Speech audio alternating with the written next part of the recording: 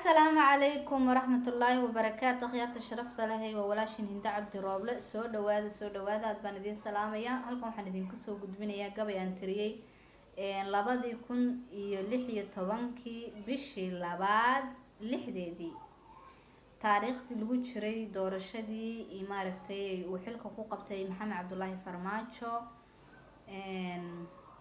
ayaan maaragtay gabaygan sameeyay anigoo maaragtay ku doonaya Ilaahay inuu nagu weydiinaya madaxweyne daacada ummadayda iyo dalkaygana ugu duceynaya. halkan aan idinka soo gudbinayaa gabaygii isagoo duuban buu yaalay. waxaan doonayaa coda inaan maaragtaas anigoo maqal iyo muuqaal baa inaan idin la qaybsado. gabaygii sidan ayaan ku bilaabayay. maaligow adoonkii baryada miciinsada ma hungaysid weligii ana maanta waxaan rabo macbuudkii uumow adaan kaaga maganahay. madaxweyne daacada diinta iyo shareecada dalkayaga ku maamula noo dooro lahayow. bulshadaydi daashoo badahay ku daateen waagii dilaacaba qaar baa la dilayaa qaar kale xabsiga degay. duruufahana haystiya dalanbaabiga nahay waxba kama dahsoonow daa'im waad ogsoon tahay.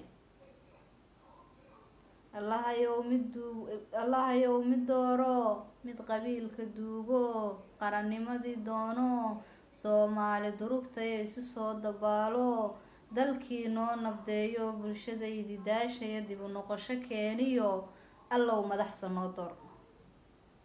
dulmigaada doomaha iska daaya tiribay soomaali diin iyo dastuur ay ka dhigato waxaa daris walaala ah oo daarad wadayaal intaa isku dilayaan waa qabiilka nala degay.